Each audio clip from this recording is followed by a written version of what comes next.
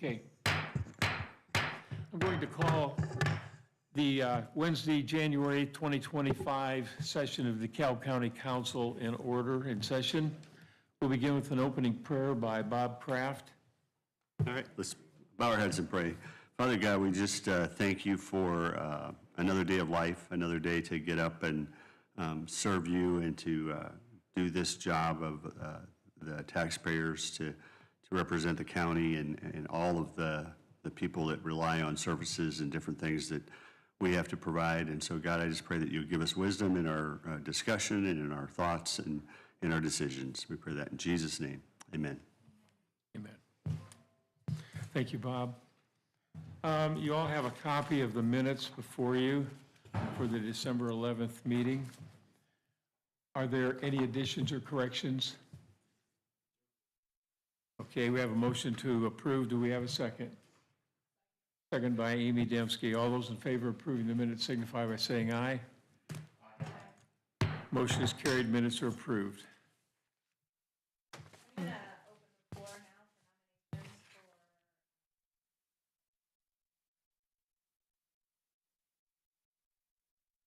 for... I'll second that.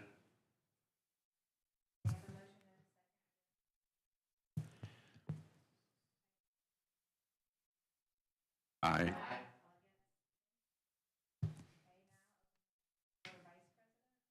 I'll nominate Bill Van Wy.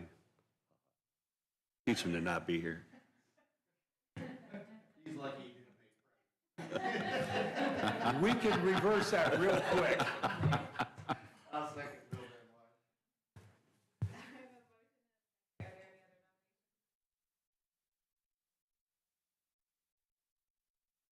any other Aye. nominations? Aye.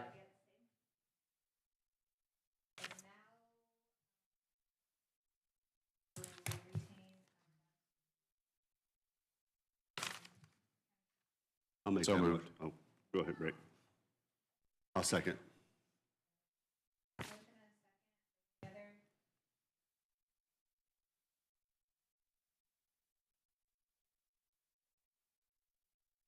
Aye. Oh, thank you, I think, for the vote of confidence. Not so sure about that, but I just want to touch base with the council here. During the meetings, I call everybody by your first name. I guess, me personally, I'm not real big on titles.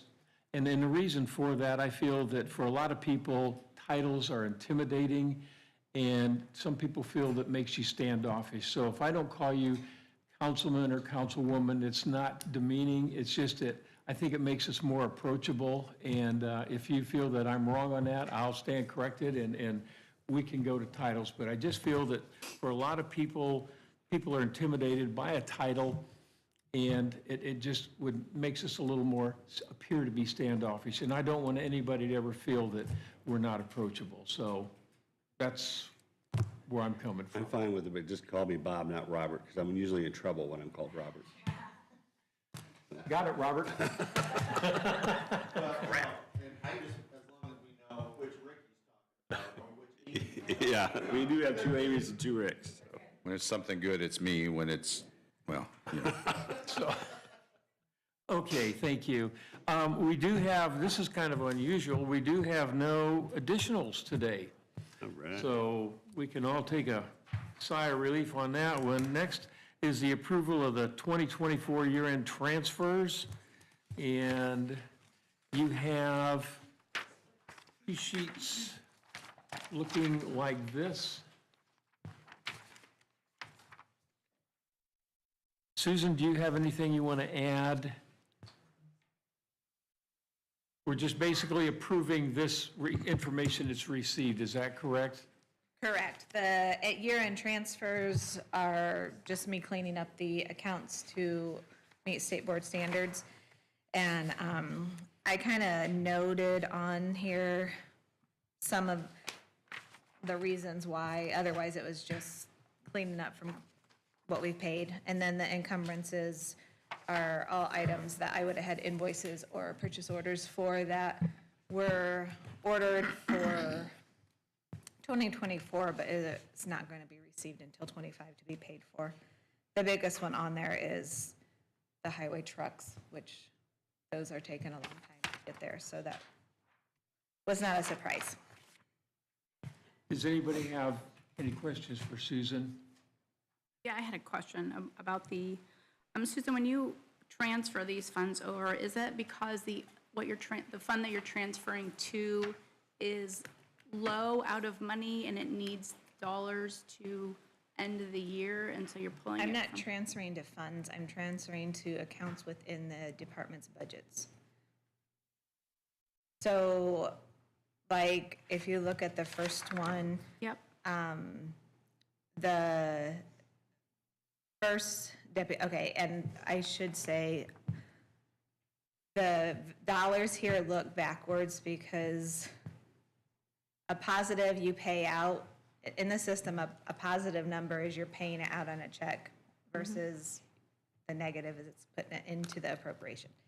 So the first one, the civil deputy, which now became the elected official, gets paid out the PTO time because those elected officials, we don't have them. So the elected official account would not have had an additional $2,000 to pay that time out from. So we are just transferring it from a payroll account that had extra money in it. okay. The other one was, I noticed a lot of money was transferred out of insurance. Did we have a lot left over in the insurance? Actually, it was all transferring in. Okay. It says like from insurance to like legal fees. So, right, and that is, it's confusing because if you go to the end of the insurance line, the note says it's from 32820, which is legal fees. So that money is coming into the insurance. And then right above it, the legal fees at the end, it says 212200, which that's the insurance count. It's going to it. Right. So you're transferring asking- out of insurance? No, we're transferring into insurance. I put more money in insurance to cover our claims for the year. Okay.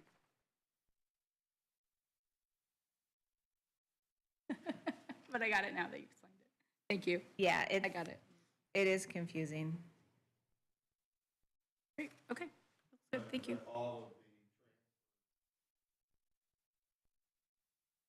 Correct. They have to be. Yeah, I can't do a transfer from one department to another department. And because there were remaining unspent appropriations, every department would have unspent appropriations because there's no way to know to a penny what we're going to spend, then the transfers take place versus coming for additional appropriations every time they need something. Negative during audit, you're gonna get cited. Yeah.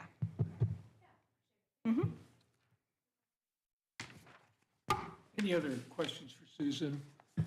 If not, I'll need a motion to accept that we have received this information on the 2024 end-of-year transfers.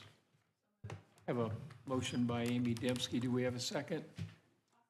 Second by Amy Prosser. All those in favor signify by saying aye. Aye. Opposed? Motion is carried, and the information has been approved as received. Okay. Now, we have, is Michelle here? Yeah, we do the motion for the encumbrance. Oh, I'm sorry. We do have one other item. Here, we need a motion for the encumbrances from 24 to 25, 2024 to 2025. Do we have a motion to approve the acceptance of this? Motion by Amy Dembski. Do we have a second? I'll second. Second by Bob Kraft. Any further discussion from the council? Hearing none, I'll call for the question. All those in favor of receiving this information for the 2024 encumbrances into 2025 signify by saying aye. Aye. Opposed? Motion is carried.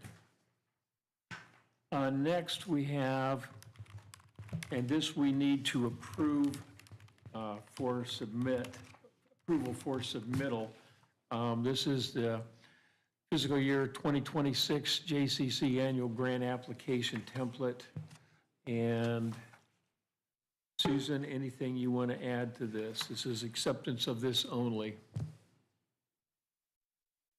I don't, I mean, Michelle made her appointment at 9 o'clock, so I don't know if you want to wait We are a until little ahead, aren't we? see. We can come back to this at 9 o'clock, so if we have consensus from the council, we'll hold till 9 o'clock. We're a little ahead of schedule here.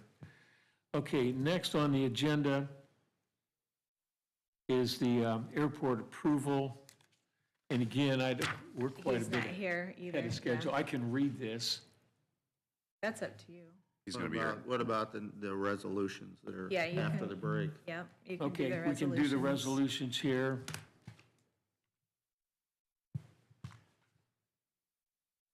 The first resolution is approval of Resolution 2025 RCC1.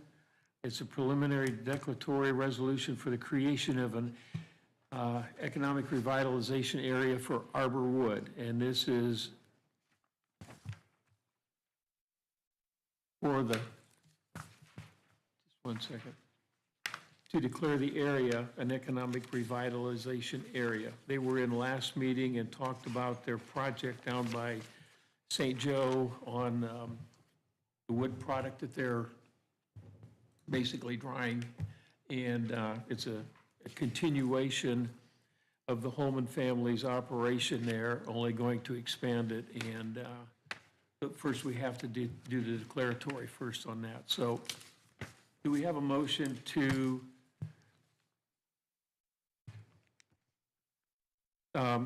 approve the preliminary declaratory resolution for the creation of an ERA for Arbor Wood? Do we have a motion? I'll make that motion. Okay, we have a motion by Rick Ring. Do we have a second? Second. Second by Bob Kraft. Any further discussion from the council?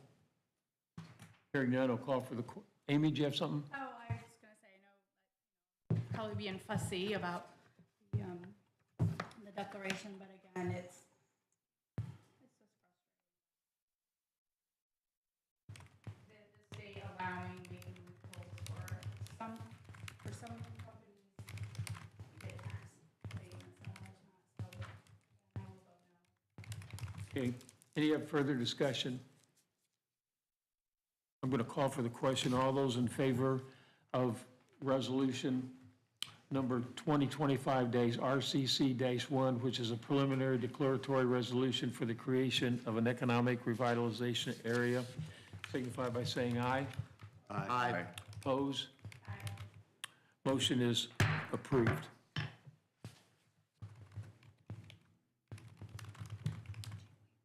I apologize, I'm going to have cough drops in my mouth today, so. Next is the rainy day transfer covering 2016 through 2022. And this is resolution number 2025-RCC-2. It's a resolution transferring funds from the county general fund to the rainy day fund in the amount of $495,754.41. I need a motion to accept this resolution. So moved. Have a motion by Rick Ring. Do we have a second? Second. Second by Rick Collins. Any further discussion? Just that amount of money going into the rainy day fund can be used for any matching grants that we need over the next year. And it also can serve as a savings as we look towards a new jail in the future, having the The more we can set money aside, the less is we're going to have to depend on property tax. Thanks, Rick, for sharing that information. Good points. Can those funds also be used for roads, Well, that's the grant. Like the matching grant? matching grants, stuff for roads? Okay. Yeah, the only comment I'll make on that, though, on roads, and it's probably out of line here, but I'll tell you what is being talked about right now, changing the community crossings grant system. And the current system will stay as it is, the amount of money that's available, but any additional monies to be given out for community crossings, the government entity must have passed the wheel tax. And without, if the local unit has not taken advantage of everything that the legislature has given them to raise funds for different projects, there will be no help from the state. So that is going to come up again this year. As you mentioned wheel tax, I've heard that Allen County is looking at raising their wheel tax right now. So, I think the biggest one is that Indianapolis and Marion County continue to whine about not getting enough money. They don't have a wheel tax either, and they could probably generate as much money as the state could possibly give them with the wheel tax, so. Oh, well, that's good to know, Rick. Thank you for sharing that, and we'll trust that Ben will be on that for us and helping us protect DeKalb County, so, good, thank you. we have a motion on this in a second? Yep. Okay, any other questions? I'll call for the question. All those in favor of approving resolution number 2025 RCC-2, a resolution for transferring funds from the county general fund to the rainy day fund in the amount of $495,754.41, signify by saying aye. Aye. Opposed? Motion is carried. Our next one is resolution number 2025-RCC-3. It's a rainy day transfer covering 2024 in the amount of $383,901.72. I need a motion for approval.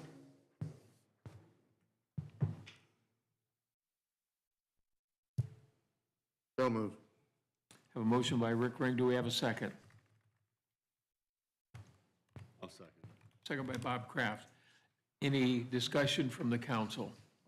can you just explain for the public who probably is watching of what's the difference? We just transferred 495, now we're transferring 383. So the first one was for money that could have been transferred that wasn't transferred for the years of 2016 and through 2022. We did 2023s last year, and so now we're doing 2024s.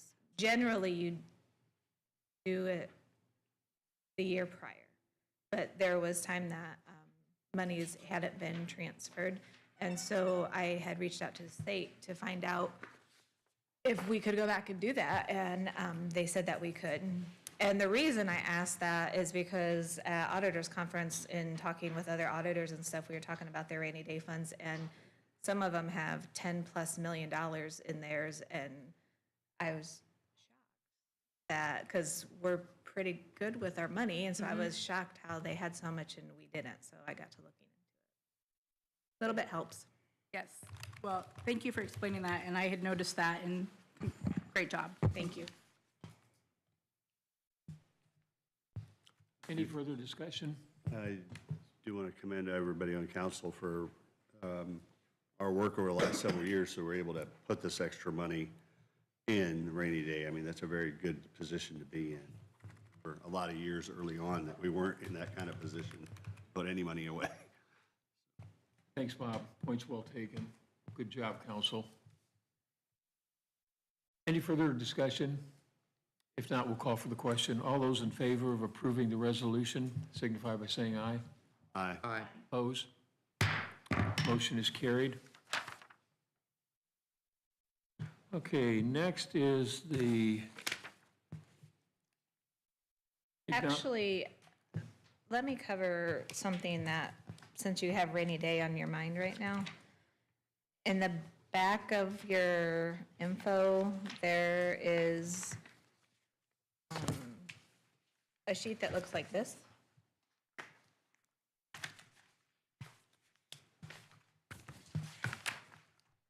These are our percentage cash balances that we look at throughout the year, but when we're planning to budget and whatnot. If you remember, I had did some claim adjustments with ARPA dollars to spend ARPA completely out. So on this sheet, I made, and I like my colors, so my color-coded words go with the color-coded numbers. So you can see where some of the projects that weren't completely done, where those funding will now come from. So like the first one in lighted, there is the 1.3 million for slated there for Bridge 17, because that was a project that was planned. It just hadn't, it's not done yet.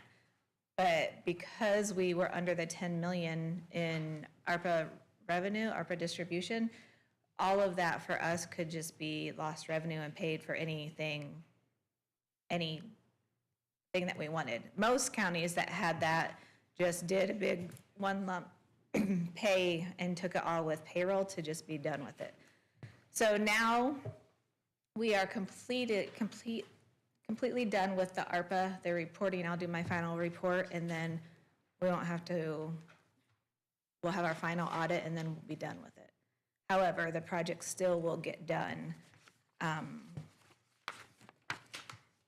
And there is an ARPA sheet somewhere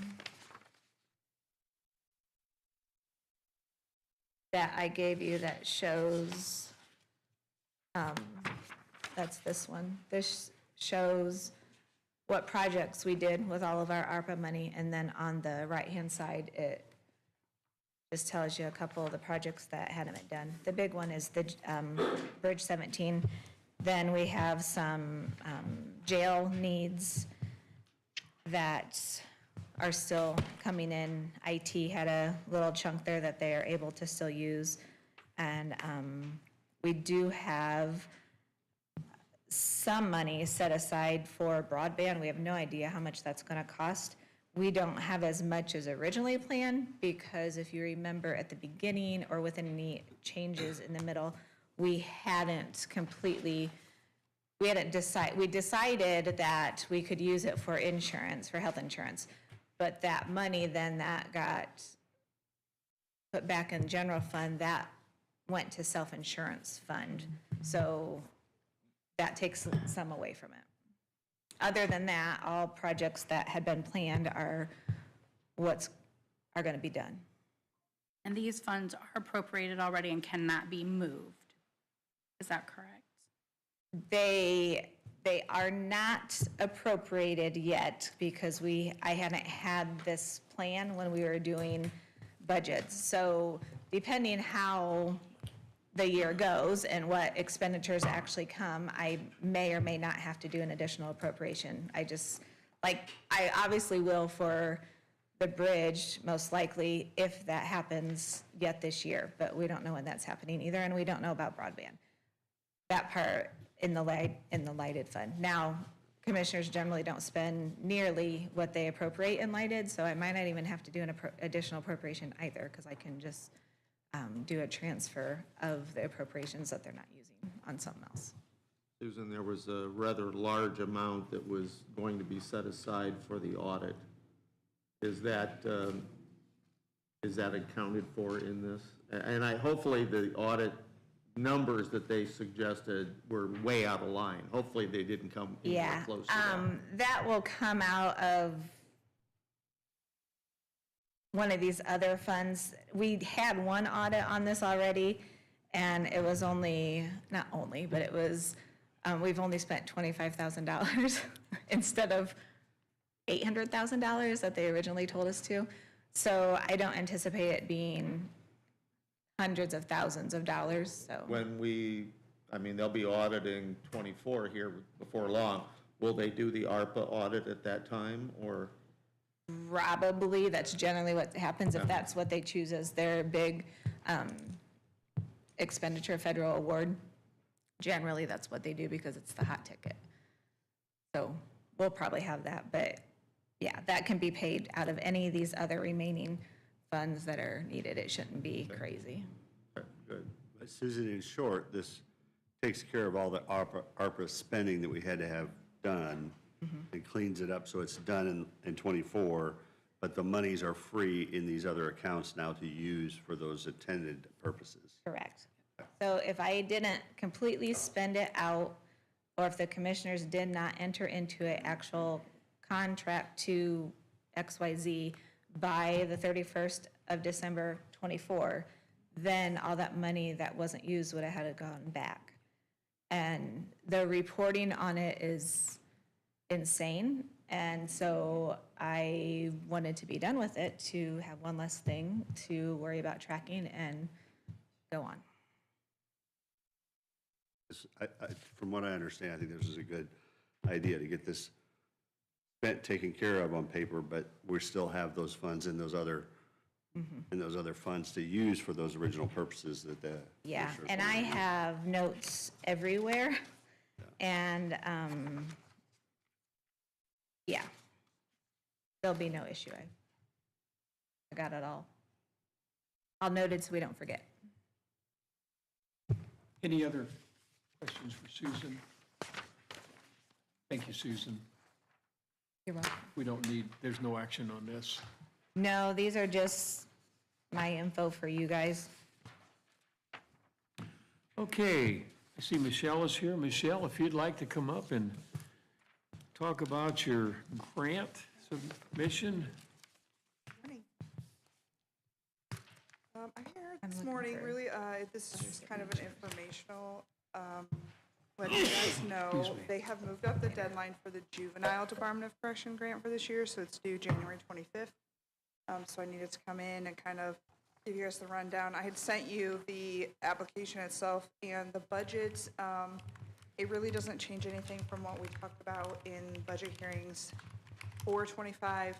Obviously, this is a fiscal year grant, so it's going to go from July to June, but it doesn't change anything that we talked about. We do know we have to move the Change Academy. Unfortunately, I'm having trouble getting hold of our best lead, which is Parkview Real Estate. They own a building over by the hospital, which I think used to be an animal clinic of some kind. Used to be my office. Oh, okay. Yep. Yeah. At Farmer's Home used to be in there. So they were looking to sell the building, but we created kind of a little, I don't know what you call it, little task force maybe, of folks to help us find a new location for change before June. And the mayor is on that, and he had contacted to see if they would possibly consider doing a lease with us instead of selling. They said they weren't opposed to it. And then we were supposed to set up phone calls or meetings or something of that sort, and that's where we've run into a roadblock. So I'm going to keep trying to get a hold of them so that we can get that meeting set and kind of talk through that, work through that. If anybody has connections with anybody at Parkview in administration or real estate, let me know. That might be helpful. I know it's probably a big behemoth of bureaucracy over there, so not really sure who we actually need to talk to, but we'll keep working on it. So with that in mind, not knowing where we're going to move to, you know, what the rent will be at the new location, what the utilities will be at the new location, all those things that you would need to know to make a proper budget. What we're going to do is just keep the budget the same. And once we have that information and we know where we're going to be moving change to, we'll be able to do transfers and get the money moved where it needs to be. The Juvenile Community Corrections Department at DOC has told us that we're getting the exact same amount of money that we've gotten from the grant for years past. They tell us up front, unlike adult, so that's what it's for. Other than that, we are going to be able to give staff some raises, and we're going to do that out of the Juvenile Ordinance Fund, which is funds that we receive from the school districts for being part of the change program, and so that's where that funding is going to come from. Michelle, when you said that they have already told you that you're going to get the exact same amount you got before, Is that even though you may have asked for more, or did you only ask, do they just tell you what you're going to get and you don't get to ask for more? Exactly. So in juvenile, what they do is they send an email saying you're eligible for this amount of funding, which is the exact same amount we've had for several years, and that's what you can write for. In adult, they don't give us that. They allow us to write and ask for more if we want to, and then usually you don't get it, but every once in a while, if something has changed somewhere else in the state, you might. But in juvenile, they write the email such that you are eligible for this. So You have to run the That's what we same do. program with the same money, even though costs go up every year. And of course, some different groups are going to be lobbying for additional money for DOC, for community corrections. But if you've been watching the news as I have, it doesn't sound like that's probably happening since they're so worried about other funds, K to 12 and Medicare, Medicaid. So I'm not sure which. Sounds like it's going to be a problem at the state level. So even though I know they're going to be advocating for more funding, it doesn't sound especially hopeful to me. So that's my opinion. The one thing we were able to do is we were able to get a discretionary grant this year. I don't know why this happened and no one's explained it, but they had sent out an email several months ago saying that programs that were in compliance, fiscally audited in compliance as well as meeting our outcome measures, were able to receive a 10% discretionary grant to be used for very specific things, mostly programming. And we were able to apply for that, and we did get it. So we are going to get $8,800, I think in March is when that's supposed to come. But that has to be used for programs for the kids, incentives, and some very specific things that we were allowed to ask for. But every bit helps, and that's something that's going to allow us to do extra training for staff, implement some new classes and programs for the kids that come to change. And like I said, get incentives, which is always important for encouraging good behavior and academic progress, because we can say, you know, hey, you're doing exactly what we want you to do, so we're going to offer you this, or what would you like to pick out of this box, things like that. Michelle, what was your January date you gave me for dead? Like that. Thank you. Go back. Michelle, when the schools, so the schools are sending you students, correct? Because they're no longer able to function in the community school.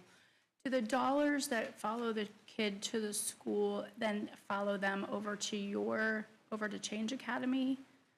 Is there any of those dollars that, because now you're educating them, do you get those school dollars? So the way the school fund is set up for change and the way the memorandum of understanding is with the school districts is they actually pay per seat, and they're paying whether they use it or they don't use it.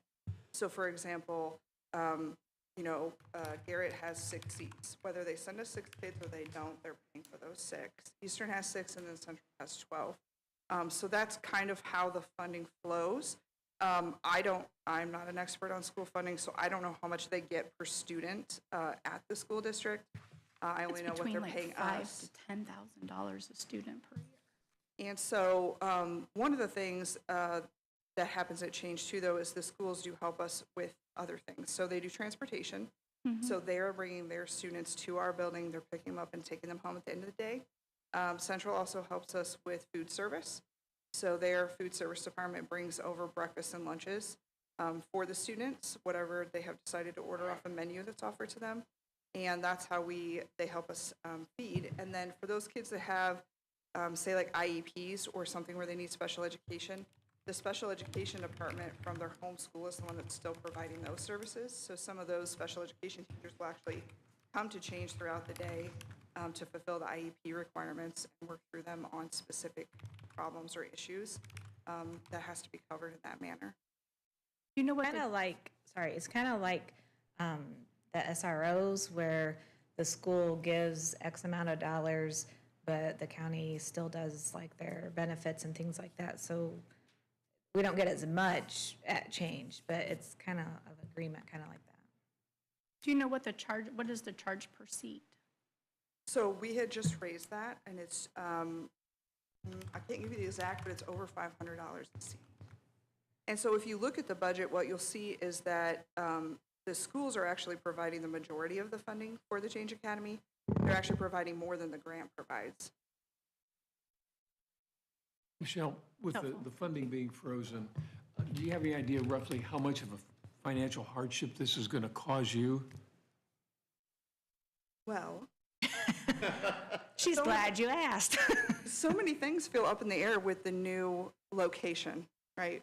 Not knowing what the new location is going to be. I mean, some of the things that the small group has talked about as far as moving it is, you know, if our first choice doesn't work out, so this building that we've kind of looked at, Parkview, then we're looking kind of at commercial spaces. And then you run into things like, is it a commercial space that has absolutely no walls or anything in it? In which case, how would we do that, right? So how would we make it a functional for us? One place that we looked at has a shared bathroom, kind of outside of, well, that's probably not going to work for us because we need to have eyes on students and we need to know what they're doing. Also, we're collecting drug screens from the students that change, so we don't want to be walking to like a communally shared bathroom with other people in the building to be doing things like that. Breaks confidentiality, all kinds of things like that. So unfortunately, with the move, so many things are up in the air that I can't answer that question.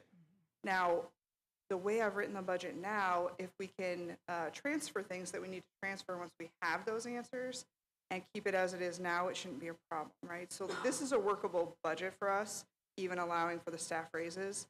But there's so many questions about our new location that nobody has an answer to at this point. Thank you. The Case or Cass school that's also there, is that run by the courts and not you, or?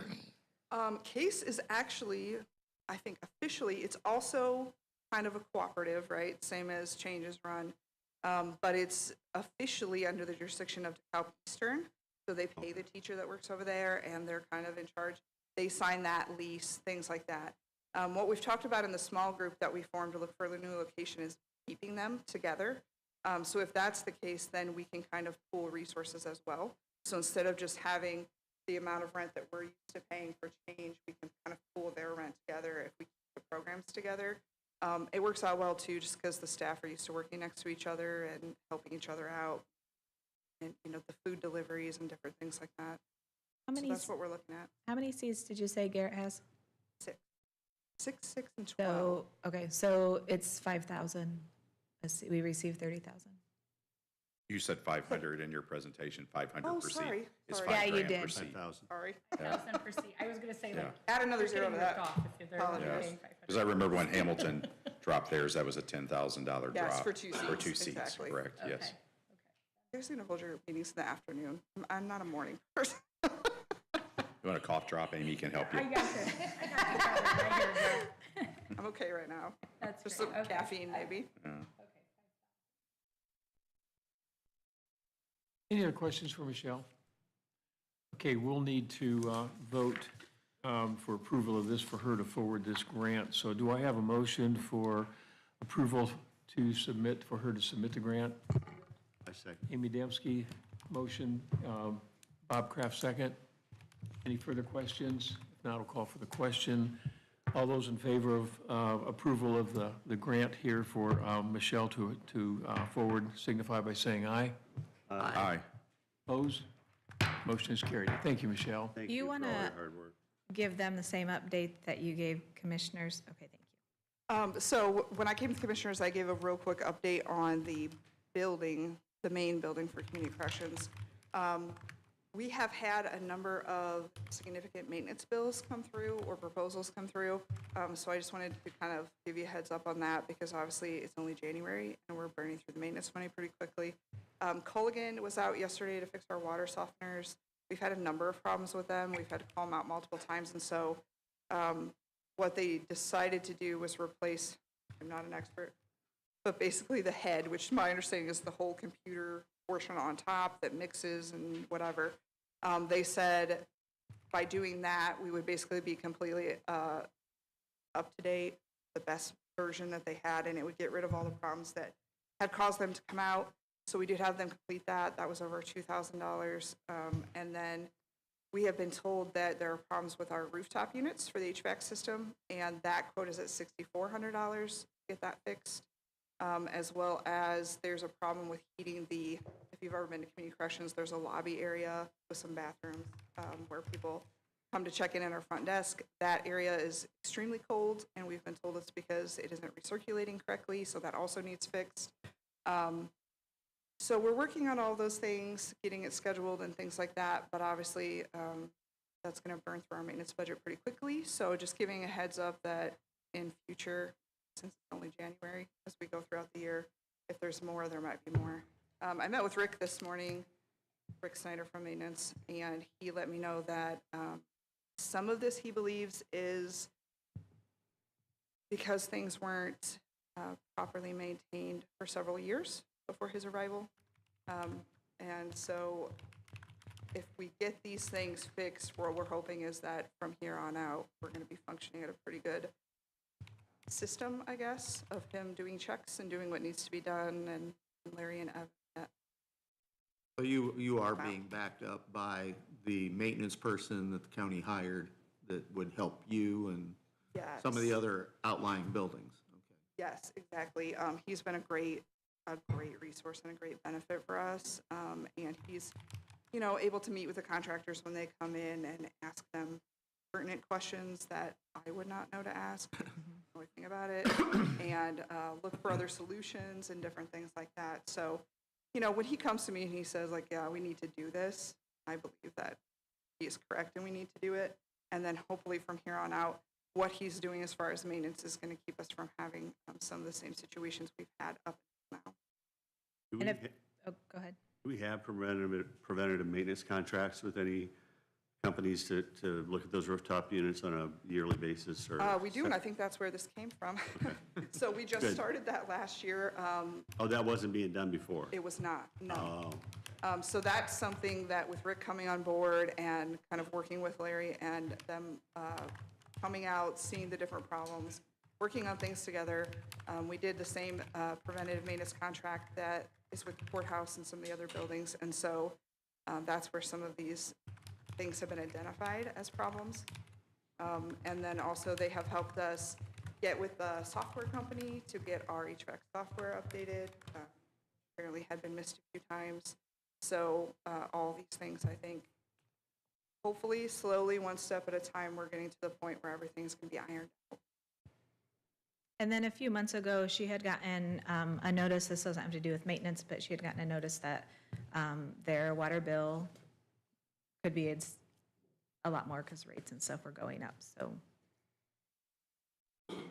I mean, that's going to be everywhere, but she might need help with some funding.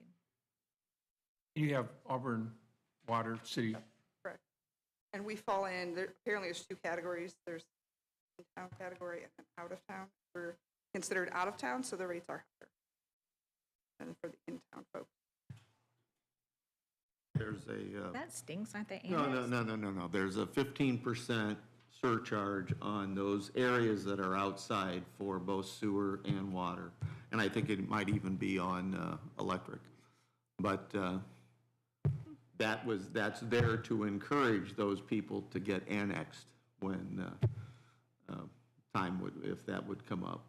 Actually, I believe that 15% was actually reduced from 50% previously, if you were outside of the county, outside of the city. And it's the appropriate thing because it is a city whether it's Garrett, Auburn, or Butler, it's their utility, and if you're outside, then you're going to pay a premium. Now, the south side of 8 is annexed, is in the city of Auburn then, Watson Estates and that? Yes, in Jackson Township, yeah. No, he's talking about behind Home Depot. Oh, yeah, that's all been annexed. Yeah, but the north side. The north is not side's yet. not. Anything else, Michelle? Thank you, appreciate you coming in. Thanks, Michelle. Okay, next, from the airport, Mr. Randy Fox.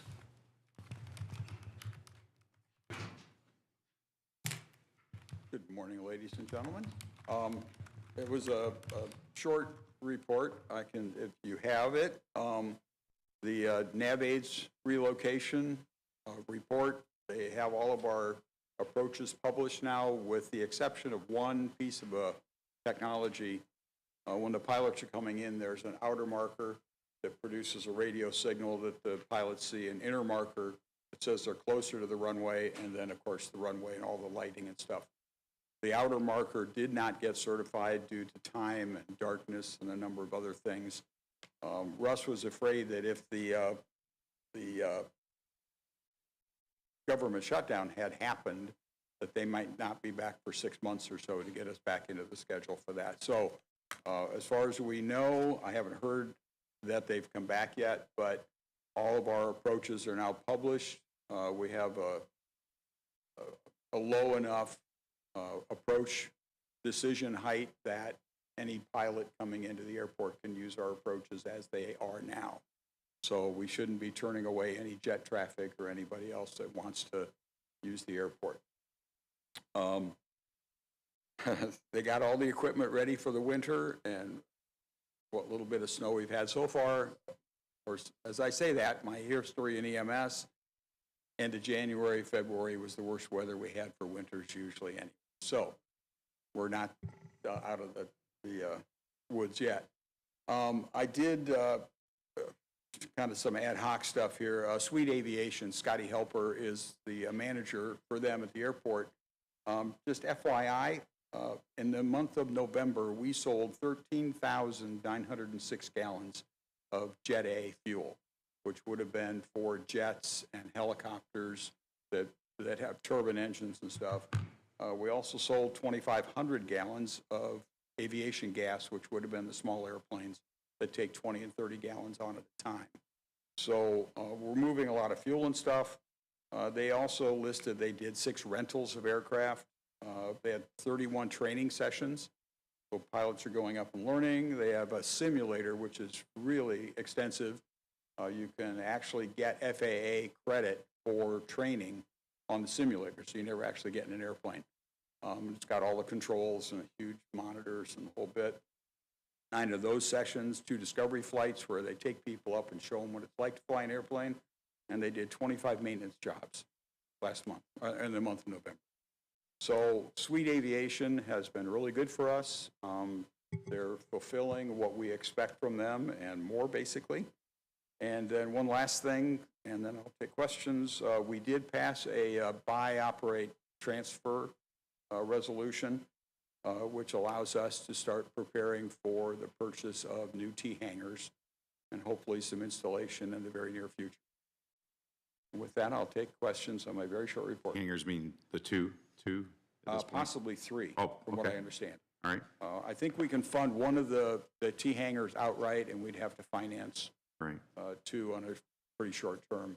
And you have a waiting list for hangars, right? Yes, yes, So we you have could a- fill them immediately when you build them. Pretty much. Well, and then we still have the A and B hangars that are farthest to the west that have been there since I was flying out there in the 80s. Technically, those are inside of the runway protection area, the end of them. And the FAA wants us at some point to remove those. They're dirt floor. You know, if they're just like me, they're old.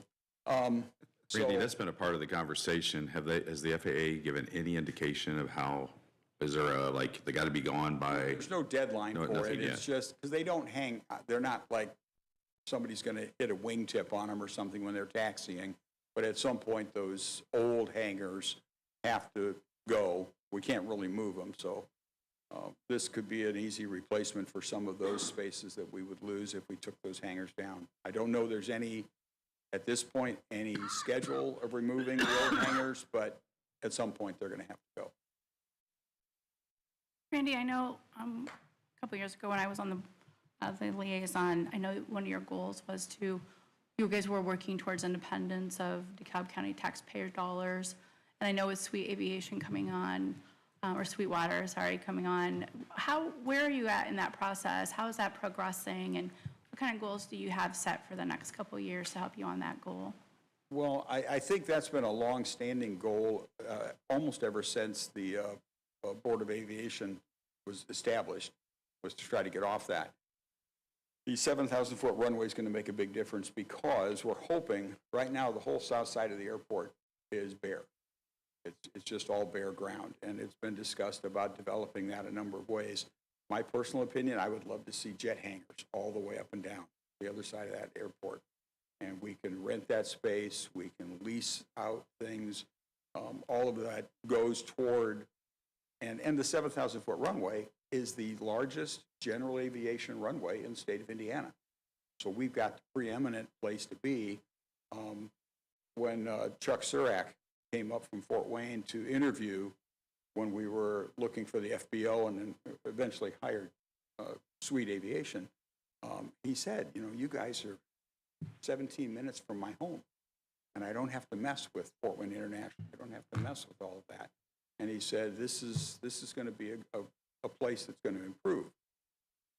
We participated a couple of years ago in a survey of airports in the area. We were, I think, one of 4 in the region that did that. And the survey came back and said that DeKalb County Airport, Auburn Executive Airport, however we're going to name it at this point, contributed nearly $16 million to the economy in Northeast Indiana because of people coming in and out, aircraft that can't go into other places.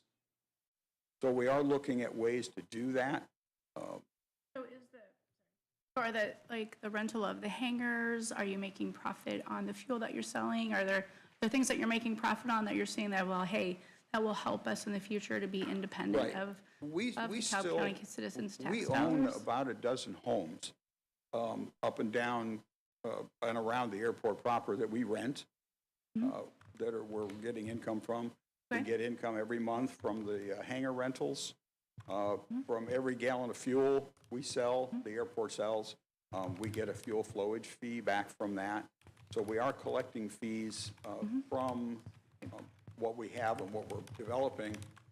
We still have that 70 acres that's out south of the airport that we have put a sign up. But when I first got on the airport board, they gave me a great big thick book to read. One of the sections I did read more on was the airport compatibility with industry. And we're looking, we've got some proposals out from some division of that property where we could put light industry in that doesn't attract animals, that doesn't have, 1,000 people, it doesn't extend up above 2 stories. There's a whole series of recommendations. And we also now have water, sewer, 440 electricity, and internet out to that area. So we have put a sign up out along County Road 427 that says we are open for development in that area. And we would certainly love to have some industry out there that we can lease properties to and get an income stream from that as well. So there is a long-term vision of doing a number of things. What's going to happen today, don't know for sure, but there is a long-term vision of doing exactly what you said, is getting us off the tax roll. Do you have a time frame for that? Don't. Some of it's going to be independent of what we do. Like I say, we've put up the development opportunity. We've got the runway capabilities now. If we see people starting to move their aircraft from somewhere else to here because of the capabilities we offer, then I think that will, move those things along. But to say we're going to have it done in 5 years, I don't think that's a reasonable expectation at this point, although my wife will tell you I've been wrong before. Thank you. I will say that while, reducing the amount of taxpayer funding to the airport is the goal that we need to have, I don't believe you'll ever do away with the taxpayer funding in total. There will always be a minimal taxpayer support of the airport.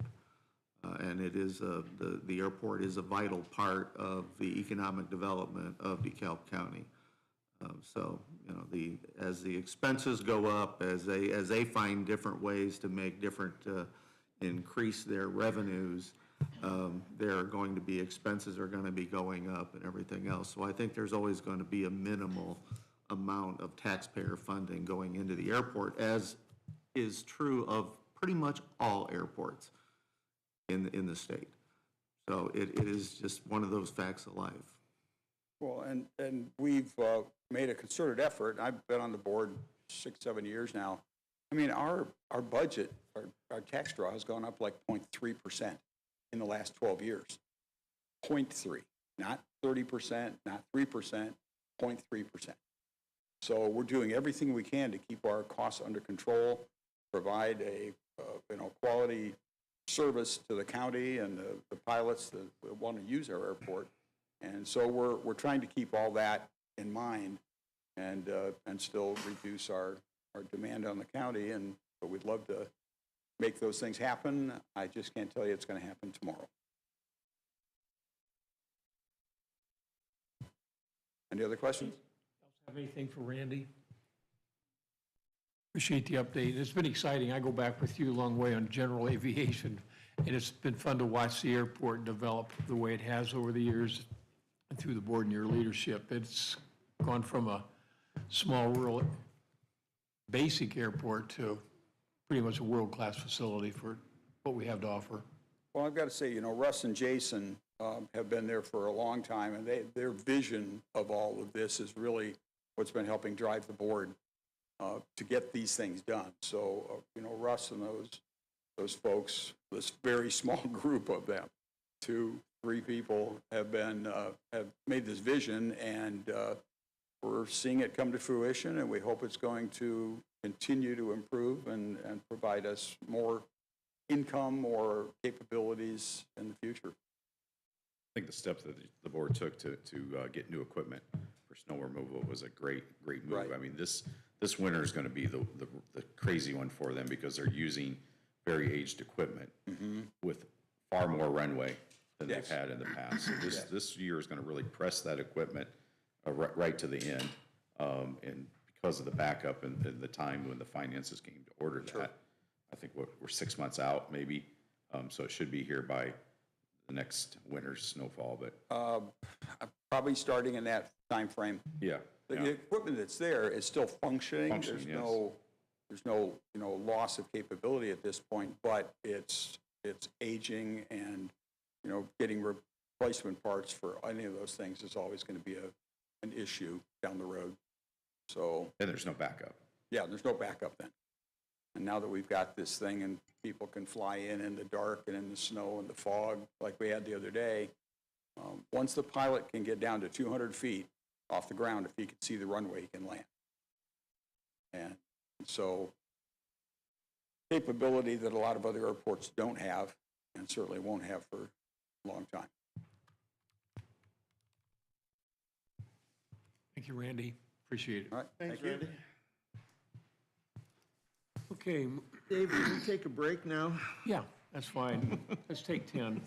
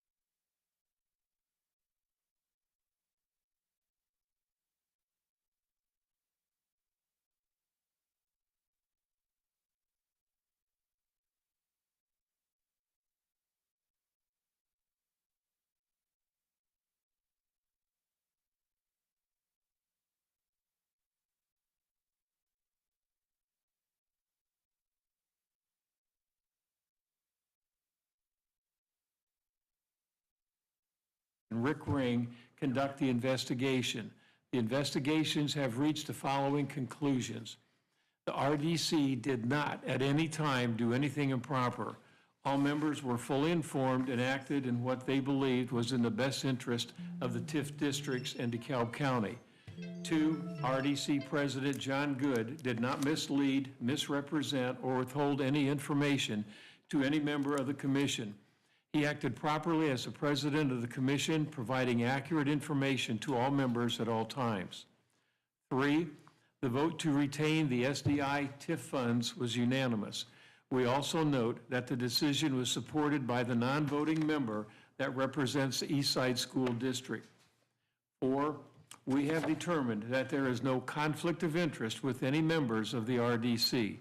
Individuals may work together or have relationships outside of the RDC, and that does not create a conflict of interest. 5, there was no hidden agenda to retain or use any TIF funds for the purpose of building a jail. 6, statements made during our meeting citing a conversation had with a RDC member have been refuted by that RDC member. The RDC member was questioned, and he indicated that he never felt misled, nor at any time felt that he did not have the necessary information to make a proper decision. As the president of the council, I would like to publicly apologize to John Good, Pete Reinl, Chris Pranger, Shelley Smaltz, Doug Norick, Leon Steary, Zach Leitner, and to Baker Tilley for the statements made at our last council meeting. At this time, for the DeKalb County Redevelopment Commission, we have 2 names submitted here, John Good and Peter Reinl for the 2025 term. And I think, Amy, you have a couple you wanted to... Correct. So I appreciate your statement. And in emails that were directed to Mr. Good from Greg Balsano from Okay, that he did, so I just want to make clear that the board then, they're stating that they understood that the tax rate would increase in Wilmington Township and that the schools would be affected. That's what this committee just verified, right? Bob and Rick just verified that this email is saying, that was addressed to Mr. Good, that they understood that Eastside would lose funding and the tax rate for those living in Wilmington Township would see their taxes increase. That has now been verified. Thank you. And now I will now nominate. Do what? I'm I'll sorry. read it. You can see in the presentation that the school would see the highest tax rate impact. So they would likely see the highest circuit breaker increase impact. That's from Greg Bassano from Baker Tilly. And that's not dollars. Those are assessed values. Would then affect the school, and essentially, they found out would remove from the school system about 1. Was fact, which Mr. Abbott said, hey, they then did change their vote. But to say that this committee found that they did nothing wrong, fine, then they are admitting that they understood this concept. I therefore would come in and I would say we do not need to put them back into office. I think we decided last time that, hey, it's a good idea to have people from different areas of the county to be on this board. I don't know that who was representing the east side of the district at that time. Rick, you're their representative, maybe? Leon Steary. Leon Steary, I believe. No, but Rick, you're the council person that represents the east side of the district. And they were ready to strip money from your district. And so I think we have the opportunity here, and I don't know why we wouldn't take it, to put other people on that commission who equally represent all sides of the county. Well, that'll be a council vote today, Correct. Amy, on And I that. am nominating Doug Dement is from the Garrett area, and I think, Amy, you had said it would be good to have somebody from the Garrett area on the board. And I have Will Fleeman, he's a firefighter and a businessman. Would you repeat those, please? Who? Sure. Doug Dement, he's from Garrett. Doug Dement, You need to scoot your mic up or turn it on or something. Yeah, oh, sorry. Doug Dement, from Garrett, retired veteran, has extensive work in leadership administration. And Will Fleeman, he is from the east side of the district, and he is also willing to put his name in to be placed on that board. Also works, you say that's Will Steeman? Freeman, no, Fleet, F-L-I-E-H-M-A-N. L-E-E-M-A-N? Okay. While we're having this discussion, I only feel it's fair. Mr. Good, do you have anything that you would like to? I have a motion on the floor. Okay, so, sorry. I do want to pass out, we do have, since we're talking about resumes here, I did receive these here, and I'll pass these out from Doug Norick, Peter Reinl, and John Good. 1, 2, 3, 4. I will say that,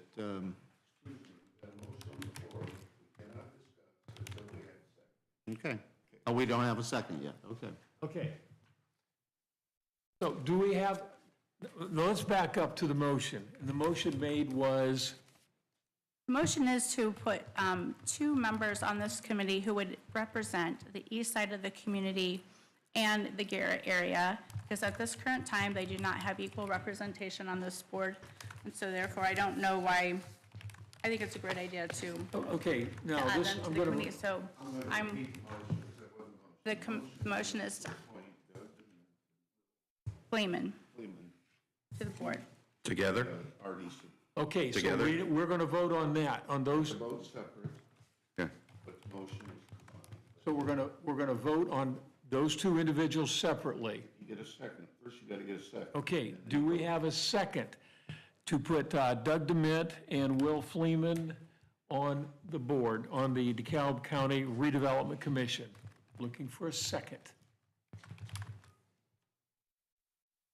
Looking for a second. Last call for a second. Hearing no second, the motion dies. And I'll make a motion that we reappoint John Good and Peter Reinl. Okay, we have a motion on the floor by Rick Ring to reappoint John Good and Peter Reinl for the 2025 term. Do we have a second? I'll second that motion. We have a motion, we have a second. Any discussion in the council?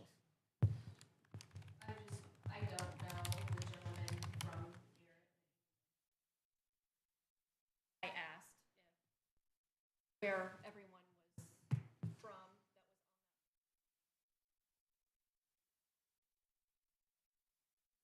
that was on that. I think it's the representation, but that's possible because you have to have people, especially on this board, that understand the tip money in RDCs.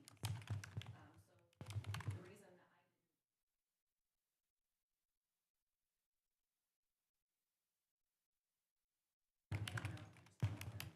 Okay, thank you.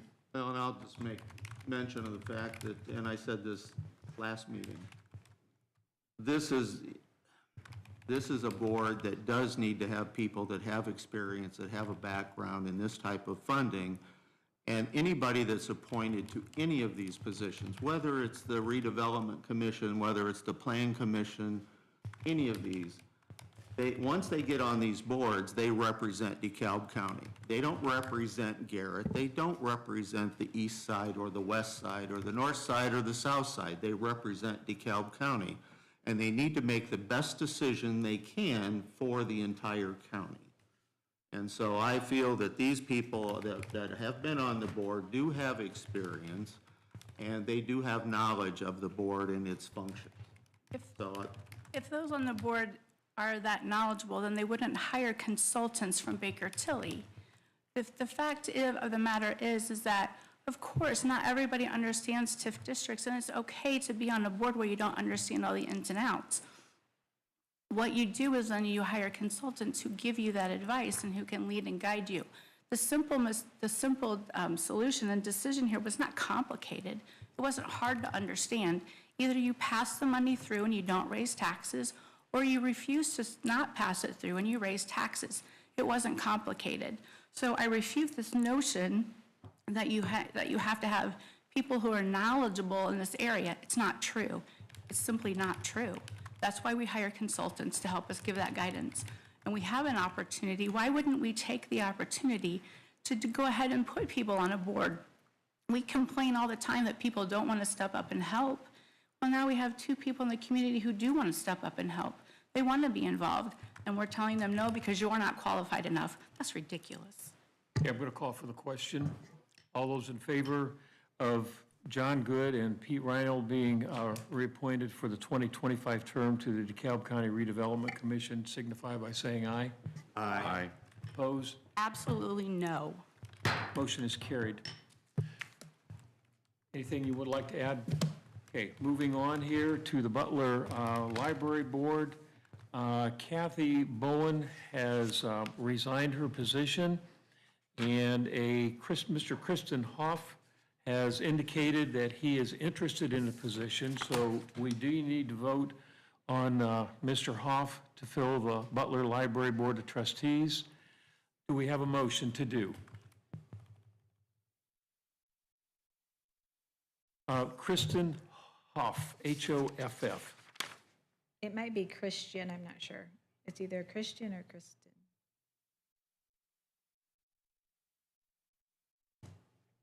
And that was That name's in the letter, isn't That it? was the letter that I provided. Do we have a motion? I'll make the motion. Okay, we have a motion by Amy Prosser. Do we have a second? Second by Amy Dembski. Any further discussion? I don't know this gentleman, so can you give me, Amy, do you know him? No, He has, Don, you say he's been accepted by the board, or? Okay. Any further questions?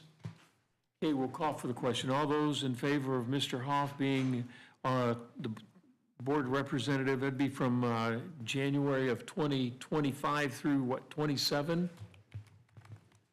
Signify by saying aye. Aye. Opposed? Motion is carried. And the last one we have is for the Garrett Economic Development Board. Milton Otero is not going to be on, he's being replaced. I think he moved to Florida. He is no longer with the city of Garrett, and I did talk to the mayor of Garrett yesterday, and he would like Vivian Likes to be appointed to this position. Okay. Do we have a motion to approve Vivian Likes to the Garrett Economic Development Board? So moved. Oh, sorry. Okay. We have a motion by Rick Collins and a second by Amy Dembski. Any further discussion? All those in favor signify by saying aye. Aye. Opposed? Aye. Motion is carried. Vivian Likes will be the representative on the Garrett Economic Development Board. Now, if you turn the page to the liaison assignments, we've all had a chance to take and look at should have a list of assignments for each one of the council people. We've had it. Dave, Yeah. do we have anything that we need to do with the Alcohol Tobacco Commission? It is in yellow also. Okay, so there's lots of confusion. All of those that are dated in the right column as of December of '24 is everything you guys did last meeting. So we already did that. Okay, all right. I thought so, but that's why I was just wondering what the question was. But it's highlighted on mine, so that's why It is highlighted on yours because Mr. Rick called and I was out of the office with my child, and so I had the girls come in and just highlight it on there so that it would bring your attention, but we don't need it. Okay, thank you. And Susan, does everybody have a copy? Everybody have a copy of the boards? Is everybody in agreement? I know we talked about this and we said, you know, if there's a conflict later on in the summer or something there, we can always adjust these. So we don't need approval on this, but everybody is in agreement with your assignment there for 2025 there. Okay. He was reappointed for we need to acknowledge the sheriff's commissary report. And it's just an acknowledgement of receipt. And if there's any questions on it, I mean, we can get answers for it. But it's just, we're acknowledging the receipt of the report. I'll make a motion that we acknowledge the receipt of the sheriff's commissary report for the July through December 2024. Okay, thank you, Rick. Do we have a second? Thanks, Amy. Second by Amy Prosser. Any further discussion? I'll call for the question. All those in favor of receiving the sheriff's commissary report signify by saying aye. Aye. Opposed? Motion is carried. The next one we have is from the coroner, and I need help. Is it Jenny or is it Jeannie short? It is Jenny. Okay, because I've heard it both ways. So Jenny Short. So we have the report here from the coroner. It's her annual report. We need a motion to accept the receipt of this report. Okay, we have a motion to accept the receiving of the report by Amy Dembski. Do we have a second? I'll second. Second by Bob Kraft. Any further discussion? All those in favor signify by saying aye. Aye. Opposed? Coroner's report has been accepted. Next is the county salary and wage ordinance amendment. Find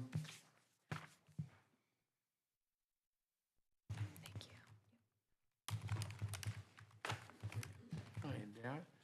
Okay, this is 2025 salary and hourly wage ordinance amendment, ordinance number 2025-OCC1. It is amending ordinance number 2024 OCC10. Susan, anything you would like to add on this at this point? We're doing this on first reading, title only. It was just a typo. Typo? Okay, thank you. All right. I do have a question.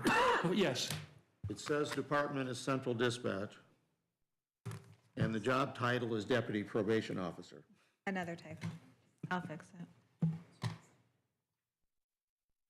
You can go ahead and vote, and I will redo it. What are we voting?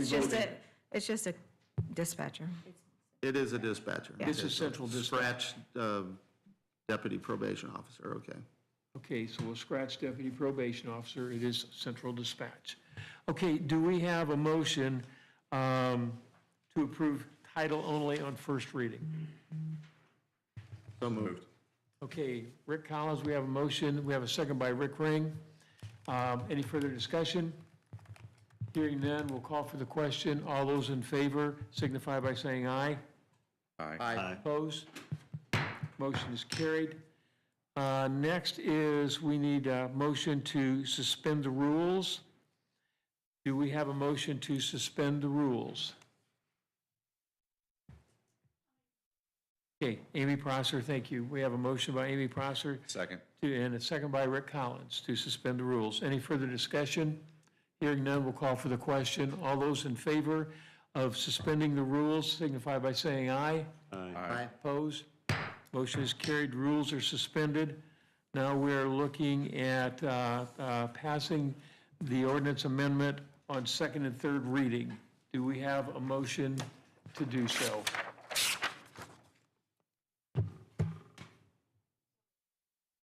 Was that Amy Dembski? Thank you. And then we have a second by Bob Kraft. Any further discussion? Hearing none, we'll call for the question. All those in favor of passing the ordinance on second and third reading signify by saying aye. Aye. Opposed? Motion is carried.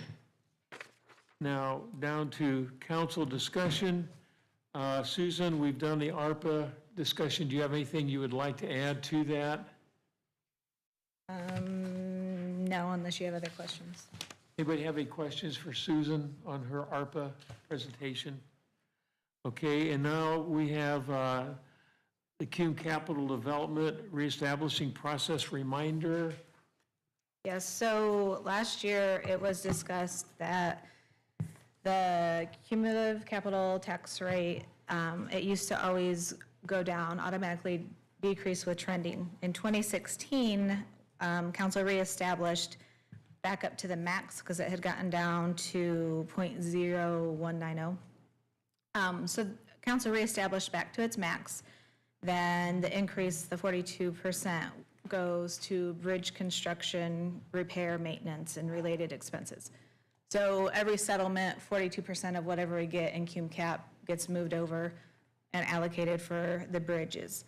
So statute changed a couple years ago that the rate no longer trends, but we're not at our max. So to get us to our max, which is 0.0026, we need to do a public hearing, ordinance adoption, remonstrance period, but we have to do that all before May 31st. So I have provided you the email from May of '24 that I sent out to everybody, and explaining all this with the prior ordinance and everything.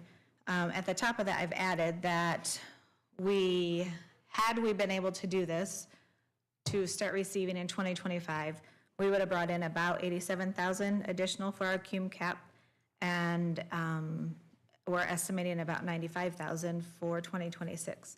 But also remember that no matter what comes in, 42% of it is going to go to the bridges, so the bridges will get more money also. And then our regular cumulative capital development fund would get increased money as well, which is going to help with capital purchases, cars, building expenses, things like that. So I wanted to remind you of this again, and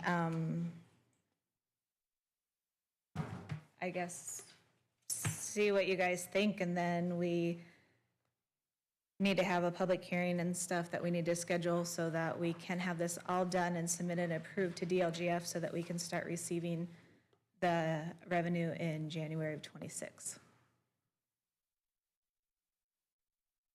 Yes.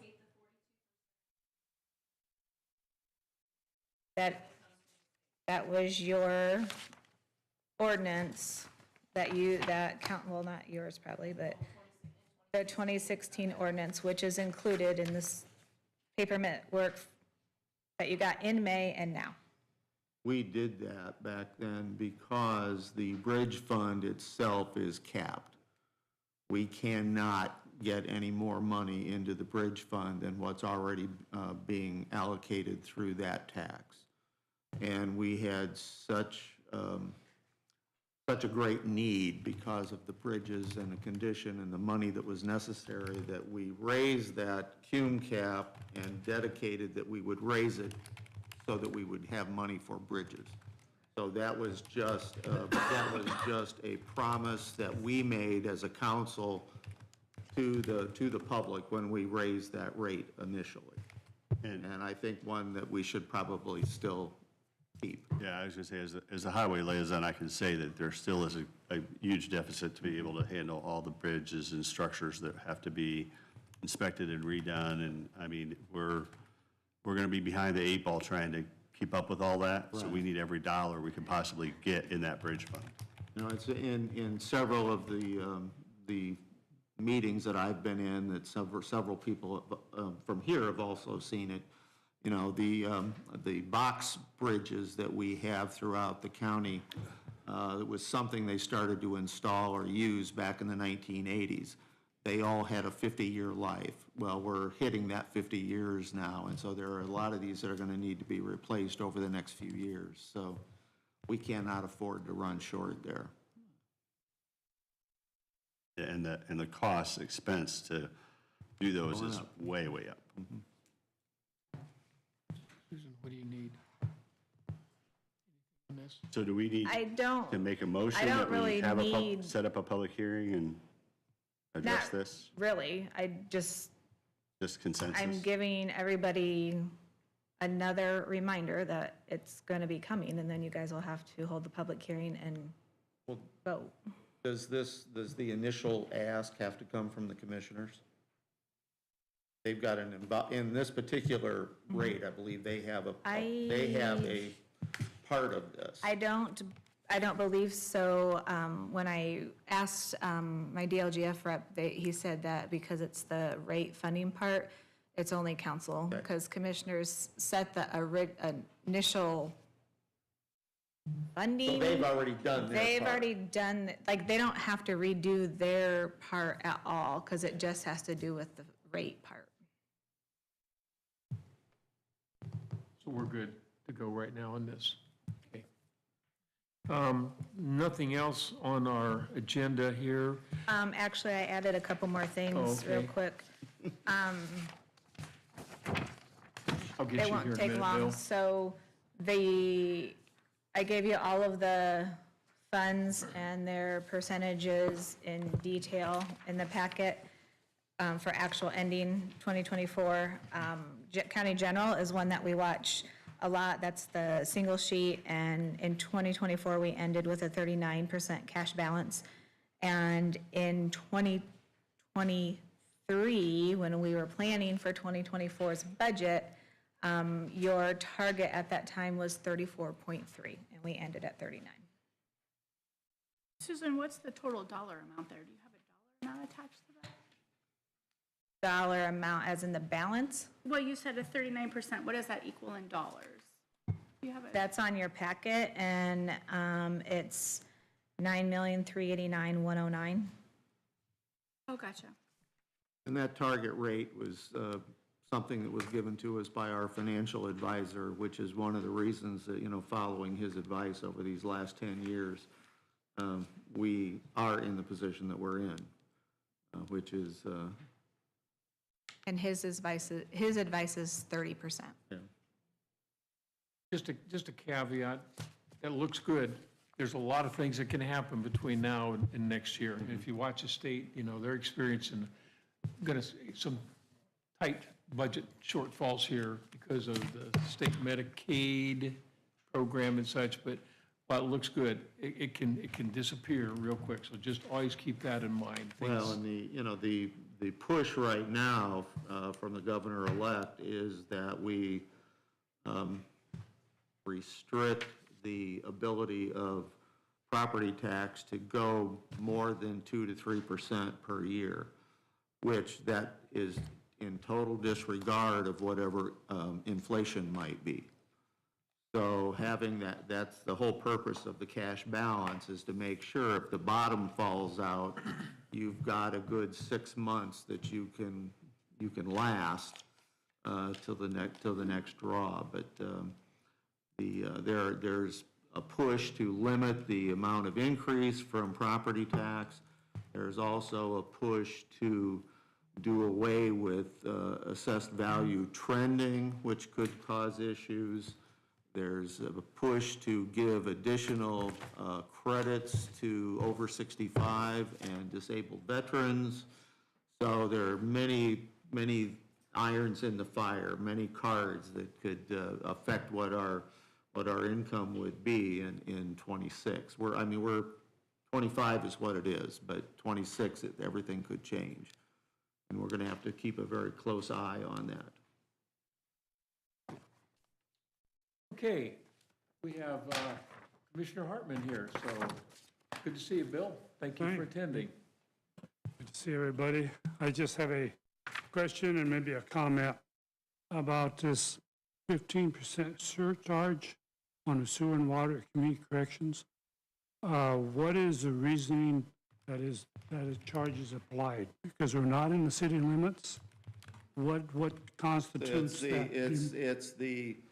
It's a city sewer and water system, and each Garrett, Butler, and Auburn all have the ability to do this. If you're outside of the city limits and you are not a participating member in the government of that area or the administration of that area, that total used to be 50%. And it's an encouragement that if you're going to be attached to the city, that you be annexed. And they have done away with many of those provisions like the remonstrance waivers. That you know, when we, and I was on the city council and the plan commission when we put Bear Creek in. They wanted sewer and water. City of Auburn had no reason to give them sewer and water without some type of incentive that when we finally get there and can annex you, that you're gonna become part of the city, part of the ratepayers. And those remonstrance waivers that were in their deeds have now been made invalid after 15 years. And this is another encouragement to get them to be annexed to the city, which actually can be a benefit to the county, because City of Auburn Police Department is not covering Bear Creek. So we've got to have more Sheriff's Department deputies to patrol those unincorporated areas. Why should a guy in Troy Township have to pay for anything that's servicing those people that are close to Auburn? Let those people pay it. And that's part of the thinking of it. And in my mind, it sounds more like blackmail than encouragement to want to be in. It's a carrot and the stick. Let me finish, Rick. Another thing I want to bring up about the sewer and water, and for the council members and the taxpaying public of the DeKalb County. The county taxpayers paid for that water and sewer lines to be run back to community corrections. Turned around and give it to the city. City blessed us with a $40,000 plus tap-in fee. Now they're soaking us another 15% on top of that. Is that equitable? You tell me. That's BS. Isn't that a matter for the city? Isn't that a matter for the city, though? Bill, the whole business about being on peak demand, that's another BS. Is that not a matter, though, for the city council? It's a rip-off. It's money come from the county rural taxpayers going into the city coffers. Because it was brought up earlier. I understand. I just want everybody to be aware of what's going on. Thank you, Bill. Andrew? Andrew Provines, 3920 County Road 75, Belfort, Indiana. I actually just have a quick question. I want to clarify something on the RDC appointments. I mean, it was obvious the direction that was going. So when Councilwoman Prosser made the motion, no one seconded. You could tell where that decision was going. The council was asked to spread the decision-making power to the east side, to the west side, spread it out from Auburn. But you could tell where that decision was going. So I want to make a note that during this battle, our east side representative, Rick Collins, did not show up to the RDC meeting, and today did not second that motion, which would have put it on the floor and allowed everyone to vote on it so we knew everyone's opinion. We also put up Doug DeMint, which was a Garrett member, someone in Amy Dembski's district, which it was still not seconded. It did not have to pass through. You could have retained who you wanted, but you chose not even to give it a second so it could be put up there, discussed, and voted on. I want to put that out for the general public. Okay, appreciate your points, thank you. But, you know, as far as motions dying for a second, that happens fairly often. I know I've had several things presented, and I never got a second on it there, so that's nothing personal. But I think that, you know, I can't speak for individuals as to their vote, but the will of the council was that those people would be retained on the board for 2025. But thank you for your input. Anything else to come before the council? Okay, Mr. Collins. Real quickly, I don't know, did all of you receive this invitation for the graduation? It's the 12th graduation for the Veterans Treatment Court. Did you all receive that for next week, the 16th? If you haven't had an opportunity to go to that as council, it's a really, really solid program, both this and the drug courts. I would encourage you to at least attend one of those events for those courts. I've attended a couple, and I'm incredibly moved by what they're doing for citizens, how they're doing life-changing work, and how much these people are putting into it, the effort to get themselves through this program. It is staggering the amount of work that they have to do to graduate from these courts. So just encourage you, if these came in our mail, sometimes we pass by them, just check that. With that, I'd make a motion, we adjourn. We are out of here.